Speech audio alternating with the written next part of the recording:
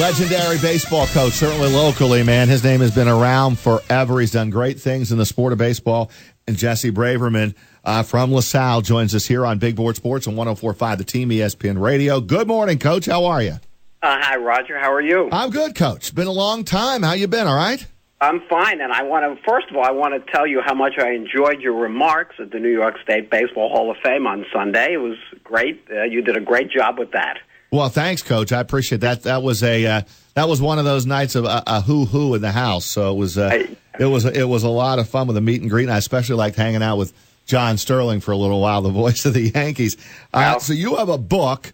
Yes. Which I'm anxious to get my hands on, the Comeback Coach, and you are still coaching, correct? From what we can tell here, and you have a book signing coming up. Yes. Somehow I am still coaching. It's a physical challenge, more and more every year.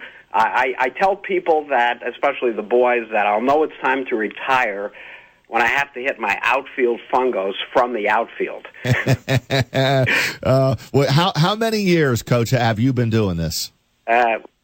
41 years in coaching and 44 years as a teacher. Yeah, you've been around a long time. And it wasn't that long ago you won the Section 2 title with LaSalle, correct?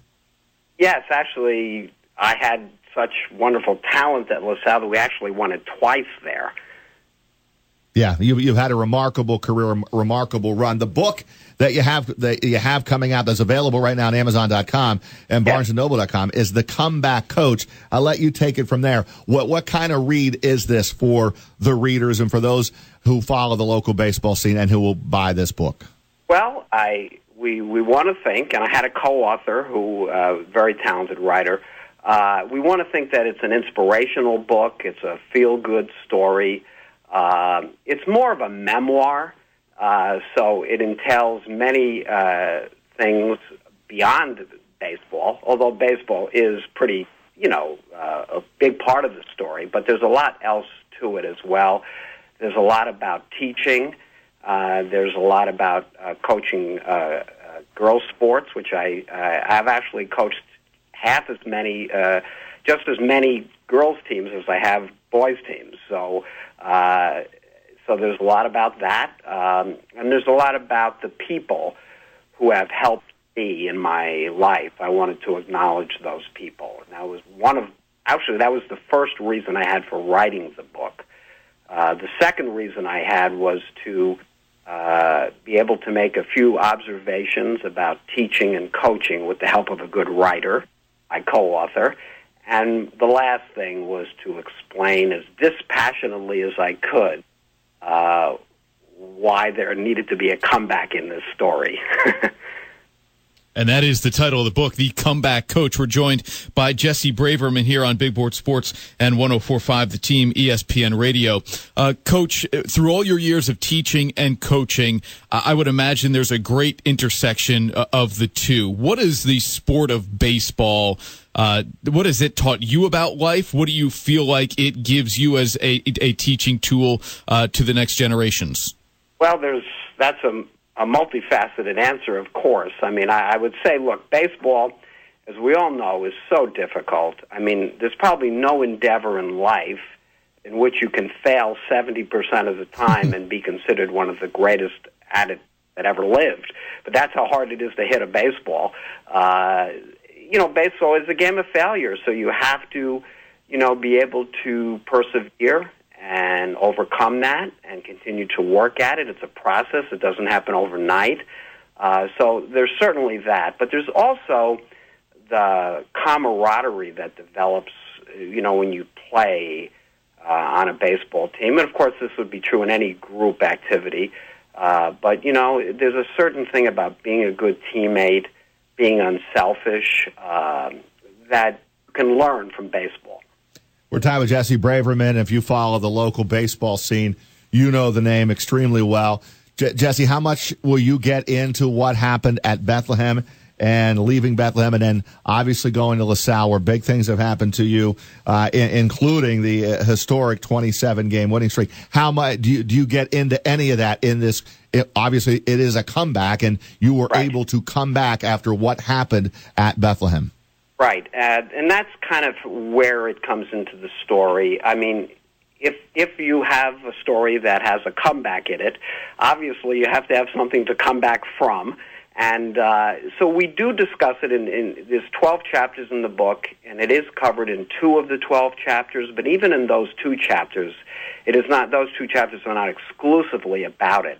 But it was the catalyst for the book, and it had a devastating effect on me when it happened. So, and I think it's important to understand, the facts of that situation. We don't get into any opinions that much about it or that sort of thing, but it's important to understand because it actually has a sociological significance. There is a trend in youth sports today, and that has to be recognized what's happening and where it may be lacking and where it is good, and we have to discuss that.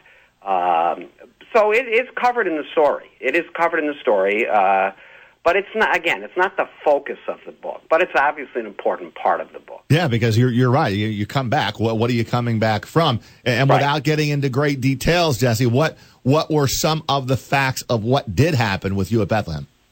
Well, first of all, there was a little bit, unfortunately, of a controversy of how I became the head coach at Bethlehem, and that was the thing that triggered the whole problem. And then it kind of morphed into this idea that I was volunteering to coach baseball in the summertime with younger kids than I coached at the school, but I was coaching a team in the summer. I had actually founded that team 10 years prior to this becoming controversial, and I was told I was not permitted to do that, and I didn't see what was wrong with that. I was a volunteer. I was helping the boys, providing them healthy, constructive activity. We were doing something we both enjoyed, playing baseball, and I was told I had to stop doing that, and I refused to give that up because I thought it was a good thing, not a bad thing, and that's what did me in. Yeah. Well, I bring it up because I do remember that being a story here in the Capital Region many years ago. But when I saw your comeback, I had figured that would be included somewhere in the book. But sounds like a great read. Now tell us about the book signing tomorrow. Well, that's going to be at the Book House at Stuyvesant Plaza from 6 to 7:30. This is our third such event. I've had 2 previously in Troy and Glenmont. I've enjoyed these things immensely because I get to see some of the people I haven't seen in such a long time, and so it's very, very nice to see them and to share this with them, and to see them have the book. I'm really gratified to be able to do that. So I'm really looking forward to the event tomorrow night. It could be a nice turnout of some really good old friends. Well, and there you go. If you follow the career of Jesse Braverman, you have, and you want to talk some baseball and talk to somebody who has been coaching in this sport for a very long time, 40 plus years now, and has done a phenomenal job. Certainly at Lasalle, that's 6 to 7:30 tomorrow night. Maybe make a nice holiday gift for someone who's followed the local landscape as many years as we all have. Yes, thank you. Thank you, Jesse. Appreciate the time. I know you're in class right now, so yes. Get back to your students. We appreciate it. I hope you have a big turnout tomorrow night at the Book House in Stuyvesant Plaza. Thank you very much, Roger. Thank you. That's Jesse Braverman.